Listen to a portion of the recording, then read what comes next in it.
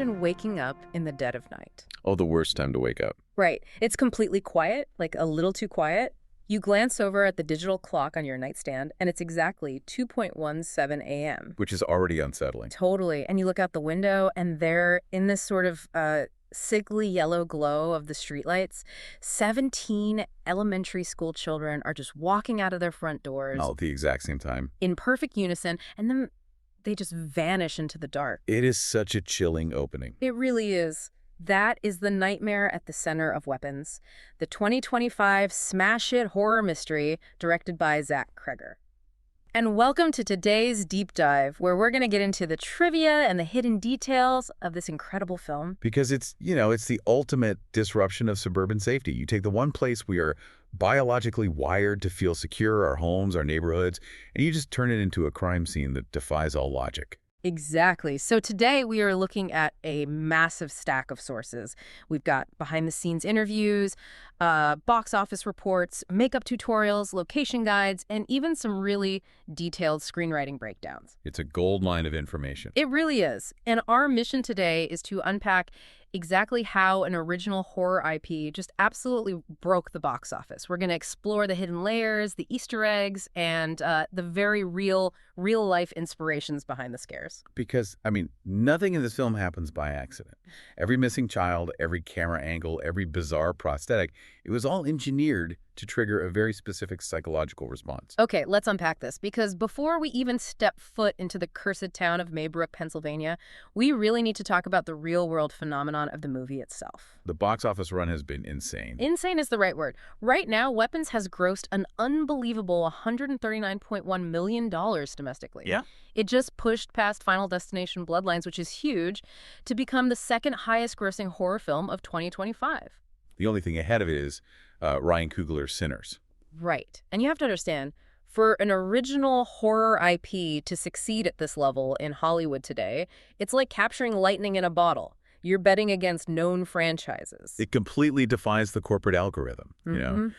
But what's fascinating here is the bidding war that started this whole avalanche. Oh, the bidding war was wild. Yeah, so after Cregger's previous film, Barbarian, became this massive viral hit, his script for Weapons hit the market. Yeah. And the studios just lost their minds. They really did. Universal wanted it. Jordan Peele's Monkey Paw Productions fought really aggressively for it. Which is a huge endorsement. Oh, absolutely. But ultimately, New Line Cinema, backed by Warner Bros., they won with a $38 million bid. Which is a massive vote of confidence, especially considering they moved up the release date later on because they knew they had a hit. But here's the crazy part. According to the interviews in our sources, when Cregger started typing, he didn't even have a clear outline. No outline at all. So why? Why did these massive studios fight so hard and throw $38 million at a script that was basically an unstructured, original idea? Well, because they saw a completely fresh architecture for horror. Cregger didn't write a traditional linear slasher where a masked killer just chases teenagers through the woods. Right, it's not Friday the 13th. Exactly. He wrote this sprawling, chaotic ensemble piece. He actually cites Paul Thomas Anderson's Magnolia and Quentin Tarantino's Pulp Fiction as his major structural influences. Which is just such a wild combination to bring into a horror movie. It totally is. You even have Alden Ehrenreich's character, the local cop, sporting this very specific mustache that our sources confirm is a direct homage to John C. Reilly's police officer character in Magnolia. Yeah, the visual nods are definitely there. Sure. But what the studios really recognized was what one screenwriting breakdown calls procedural dread. Procedural dread. I like that term. It fits perfectly. The movie is this multi-threaded investigation where you are essentially watching an entire community slowly collapse under the weight of a mystery they cannot solve. It's a massive puzzle box. And audiences are clearly desperate for movies that refuse to hold their hands. Oh, 100%. Speaking of not holding the audience's hand, we have to talk about the central mystery of the film, the catalyst for the entire nightmare. The number 2.17. Yes. 2.17, the exact time the kids vanish. If you've spent like 5 minutes online recently, you know audiences have been just tearing this number apart. The internet loves a numerical conspiracy. They really do. They do. So our sources pulled together a ton of these fan theories from Reddit and various message boards, and we need to look at how people are interpreting this. Let's start with the math theory, which is pretty straightforward. Right. So 17 children from Mrs. Gandy's class go missing, leaving exactly 2 survivors behind. The student, Alex, and the teacher, Mrs. Gandy. Exactly. 2 survivors to 17 missing. 2 to 17. Then you have the literary and biblical connections, which are a bit deeper. Room 217 is famously the haunted room in Stephen King's novel The Shining. And Kreger is a huge Stephen King fan. He is. He admitted that his lifelong worship of King probably just cemented that specific number in his subconscious. That makes total sense. Plus, you have Matthew 2.17 in the Bible, which explicitly references the prophet Jeremiah and the weeping for lost children. Oh, wow. Yeah. And notably, the school bully in the film Archer's Son is named Matthew. Okay, that is a really eerie coincidence. Or maybe not a coincidence. But then we get into the real-world political theories. Right. This is where the online debate really heats up. And we need to be super clear here. We are not taking a stance on these theories or endorsing them. We are strictly impartial here. We're just reporting on how the audience is projecting their own anxieties onto the film based on the sources. Exactly. Just looking at the interpretations. So some fans have connected the 2.17 timestamp to the tragic 2018 Parkland school shooting. They point out the loss of 17 lives, which happened in the second month of the year during the 2 p.m. hour. It's a very heavy connection for fans to make. It is. And other fans point to the U.S. House of Representatives. In 2022, a major assault weapons ban House Bill 1808 passed the House with exactly 217 votes. Which, I mean, this raises an important question, doesn't it? Yeah. How much of this is intentional design by the filmmaker, and how much is just the audience being desperate to find order in chaos? I honestly have to push back gently on the fan theories here. I mean, do audiences sometimes overanalyze numbers in horror? Oh, definitely. Because sometimes a spooky number is just a spooky number. Human brains are pattern recognition machines. If we stare at a coincidence long enough, we will build a bridge to connect it. That's human nature. And Kreger himself has explicitly denied that the film is intended to reference real-world school shootings, though, he acknowledges those undertones are basically inescapable given the title, Weapons. And he actually embraces that ambiguity in his work. He admits he doesn't consciously understand all the symbols in his own script. Really? Yeah, like take the giant assault weapon floating over the house in Archer's Nightmare. He put it there because the image terrified him on a primal level, not because he had this rigid point-by-point metaphor planned out. That makes the creative process sound almost intuitive. It is. But if we connect this to the bigger picture, and we really want to understand the true core of this movie, we have to look away from the Reddit boards and look at Kreger's actual life. Yes. Because the source material on his background is just absolutely heartbreaking. He didn't sit down to write a blockbuster to make a bunch of money. No, not at all. He wrote the script as a desperate form of catharsis. In 2021, his best friend and longtime collaborator, Trevor Moore, died suddenly in an accident. Just a horrific sudden loss. Yeah. And Kreger said he was literally typing this script line by line just to metabolize the grief, to get the emotional venom out of his system. And the production actually honored that personal timeline. The film was released on August 8, 2025, which deliberately marked the 4th anniversary of Moore's passing. That really recontextualizes the whole movie. It really does. The true DNA of this movie isn't politics. It's profound, suffocating grief. And he layered in his own childhood trauma, too. The deeply unsettling dynamic between the surviving boy, Alex, and his utterly unresponsive parents. That is rooted in Kreger's own experiences growing up with an alcoholic parent. It's so raw. He talked in an interview about the terror of a foreign entity entering your home, whether that entity is alcohol or a supernatural curse, and just watching it change your parent into this hollow shell that you don't even recognize. Which explains why the horror feels so grounded. The true terror of Weapons isn't a witch in the woods. It's the sudden, inexplicable absence of a loved one. It's that horrifying realization as a child that the adults who are supposed to protect you are completely powerless. Wow. Yeah. So if Kreger is writing from this place of intense, isolating childhood trauma, you can't exactly drop that story into a sunny, generic suburban backdrop. No, the environment has to physically manifest that isolation. Exactly. Which brings us to the logistics of building the town of Maybrook. because the town on screen feels so distinctly cold and gray and Pennsylvanian. But they didn't shoot anywhere near Pennsylvania. No. They shot this in sweltering Atlanta and Covington, Georgia. During a brutal midsummer shoot, no less. I can't even imagine. The production design team literally had to pipe dozens of yards of massive AC tubing into the sound stages just to keep the actors from sweating right through their winter coats and scarves. That is movie magic, just hiding the sweat. But they also used real locations to ground it, right? Yeah, they used a real functioning school Brockett Elementary in Tucker, Georgia, to give those classroom scenes that authentic, lived-in reality. And for that incredibly bloody daytime sequence featuring Benedict Wong, they didn't even build a set for that. No, they rented a real operating BP gas station. A real BP station. But, what really populates this town is the ensemble cast. And here's where it gets really interesting, because the cast we got almost wasn't the cast we got. Right, the 2023 Hollywood strikes forced a massive pivot. A huge shakeup. Originally, Pedro Pascal and Renee Reinsve were signed on to play the leads.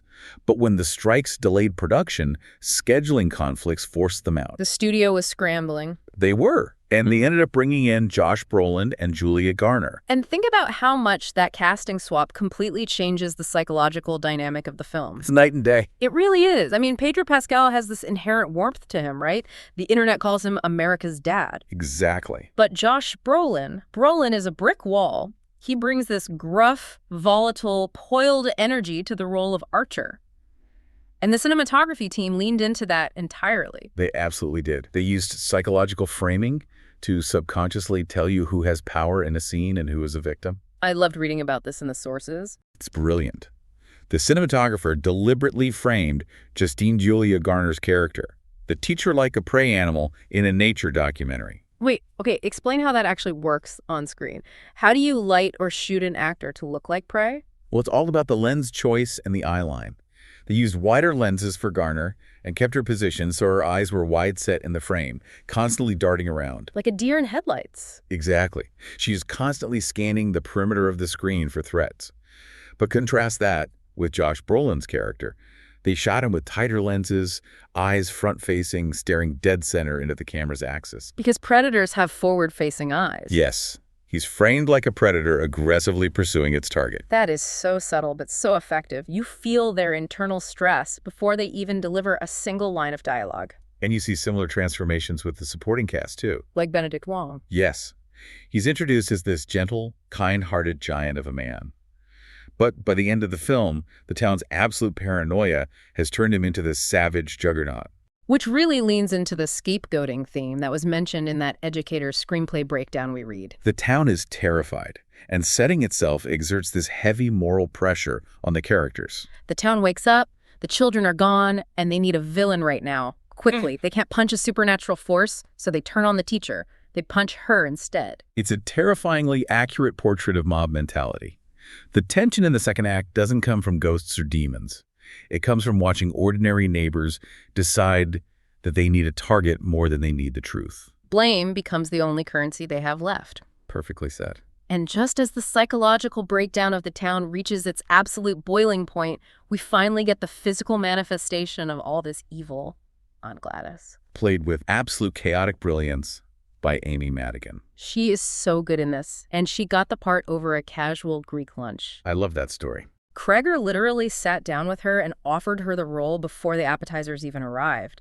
But we really have to talk about the look of Gladys, because reading through the makeup tutorials in our sources, this is a total masterclass in the Uncanny Valley. It really is. And for anyone listening who isn't familiar, the Uncanny Valley is that deeply unsettling feeling you get when something looks almost exactly human, but something is just slightly wrong. Right, because our brains are highly evolved facial recognition supercomputers. Yeah. When you look at a face, your brain expects symmetry. It expects specific proportions. Yeah. If those proportions are slightly off, your brain doesn't just register it as weird, it registers it as a biological threat, a danger. And the makeup team fully understood this, so they avoided all the standard Hollywood horror tropes. No heavy latex demon mask. Exactly. No stereotypical drag witch makeup. Instead, they made these tiny, infuriatingly subtle tweaks. They gave her a beak-like nose appliance. They gave her these tiny, unsettling, nubbin baby teeth. The teeth are so gross. And they elongated her earlobes drastically, just so she could wear these incredibly heavy, ostentatious, dangling earrings. But the most brilliant touch, the contact lens. They gave her one single contact lens. Just one. It is so disturbing. It throws her entire face out of balance. When she looks at the camera, her focus seems just slightly off-center. You literally cannot figure out which eye is actually looking at you. It is vastly more terrifying than a full CGI monster could ever be. It really is. And they carry that uncanny feeling right into her wardrobe. She had 20 different wigs, but the hair department didn't use normal products. They styled them using aerosol deodorant instead of hairspray. Wait, why deodorant? What does that do? Because it coats the hair in this powdery, matte residue. It makes the hair look cheap, stiff, and synthetic, like doll hair. Oh, that is so creepy. It completely subverts your expectations of a villain. She isn't wearing a black cloak. She's this brightly colored, tacky peacock of a woman from Miami who seems like someone's eccentric aunt. Which grounds the horror in this mundane reality. She looks like someone who could actually knock on your front door. Exactly. Oh, and I have to mention the brooch theory from the fan forums. Have you seen this? I have. It's a great catch by the fans. Fans notice that Gladys wears different floral pins throughout the movie, and they track her power level. When she's sick and weak early on, the flower on her brooch is tightly closed. But as she feeds on the energy and fear of the town, the flower fully blooms. It's a testament to the meticulous production design. Literally every detail communicates trauma. Which brings us to the children. The missing kids. Yeah.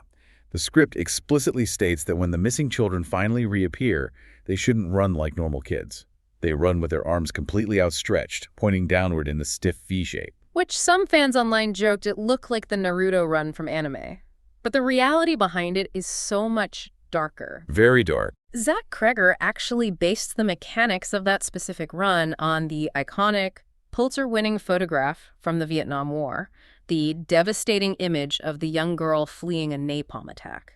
Just think about the psychology of that creative choice. He is taking a real-world image of absolute historical trauma and transposing that physical posture onto modern, suburban American kids. It's heavy. It is. Before your conscious mind even recognizes the reference, your subconscious is already terrified because it associates that body language with pure horror. Which culminates in that absolutely feral climax where the children eventually turn on Gladys and literally draw and quarter her. A brutal scene. I was trying to picture the logistics of filming this. You have 170 actual child actors on set. You can't just use a standard Hollywood dummy because once the kids tear it apart, it would take the crew hours to stitch it back together for take 2, right? How do you even manage the reset time? You have to build a resettable practical body. The special effects team engineered this dummy with cable-released arms and internal blood tubes. Oh. Yeah. When the kids pulled on the limbs, a technician off-camera would pull a cable, the arm would cleanly snap off, and blood would pump out. Then, for the next take, they just snapped the arm back into the joint socket, reset the cables, and they were ready to go again in minutes. That is incredibly efficient. But how do you get 170 elementary school kids into the mental headspace to gleefully rip a woman apart? Sensory overload. Really? Yeah, the crew actually lined the children up and sprayed them in the face with high-pressured water first. You're kidding. Nope. They wanted to shock their systems, get their adrenaline spiking, and just get them used to total chaos. Once they were hyper and screaming, they swapped the water for fake blood. Movie magic at its finest. Just a bunch of hyped-up, blood-soaked kids destroying a multi-thousand-dollar practical effect. Exactly. But, shooting the footage is really only half the battle. Right. So what does this all mean when you finally get to the edit bay? This is where the final polish happens. And Cregger was meticulous. He didn't just direct, he actually co-composed the score with Ryan and Hayes Holiday. I noticed that in the credits. Yeah, and they created this distinct suburban folk horror vibe by taking classic comforting soul and country tracks like Percy Sledge and Tammy Wynette and aggressively blending them with haunting indie tracks from bands like MGMT. It creates such a specific mood. But Cregger also had some incredibly heavy-hitting mentorship during post-production. David Fincher, the legendary director of Fight Club, C7, The Social Network, he actually watched the rough cuts and gave Cregger crucial advice. Which is an amazing resource to have. Absolutely. Fincher is notoriously obsessive about camera movement, and he pushed Cregger to experiment heavily with reframing and stabilization. Which is vital when you are shooting with anamorphic lenses, as Cregger did. Hold on, let's clarify that for a second. Anamorphic lenses give you that beautiful ultra-wide cinematic look, right? Right. So what makes them so difficult to work with that David Fincher literally had to step in? It's because of the glass curvature. Anamorphic lenses notoriously distort the edges of the frame. Yeah. So if an actor moves too close to the edge, their face warps. If the camera shakes, the distortion makes the audience nauseous. Fincher taught Cregger how to digitally stabilize the footage and reframe the subjects in post-production so you get the cinematic width without the distracting optical warping. Having David Fincher as your personal tech support is a pretty ridiculous asset to have. Truly. And I wonder if Fincher weighed in on the ending, because according to the screenwriting breakdown, the ending we saw in theaters is not what Cregger originally planned. Not at all. Originally, the script built to a massive witchcraft gang war. A gang war? Yeah. Justine and Alex were going to recruit their own army of townspeople to physically fight Gladys in this massive, explosive showdown. Honestly, I kind of want to see that version. I mean, it would have been visually spectacular for sure, but it would have totally ruined the tone. It's an action movie ending for a movie about grief. So Cregger scrapped it for a second attempt, which was incredibly bleak. In this version, Gladys is defeated. The screen cuts to the surviving kid's face in dead silence. The lights go out, and boom, cut to black. No narration. No closure. Wow. And how did that go over? Horribly. During a test screening, when the screen abruptly went black, a woman in the audience was so frustrated, she literally screamed, "What the F word?"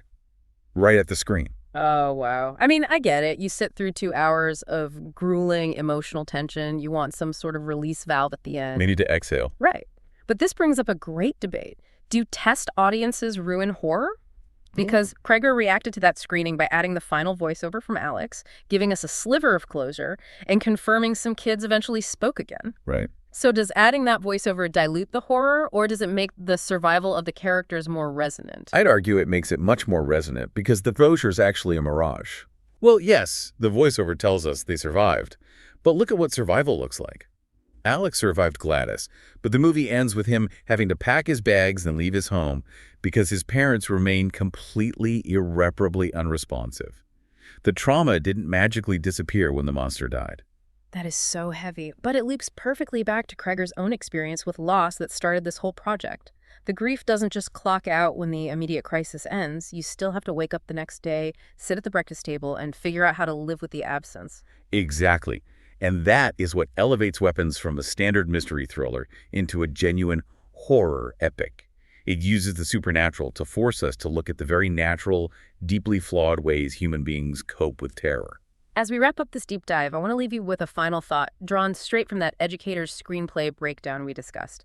In life, just like in the cursed town of Maybrook, sometimes the terrifying truth isn't the supernatural event itself. When the clock strikes 2.17, it's not the dark you should be afraid of. It's what the people next door are willing to do in it.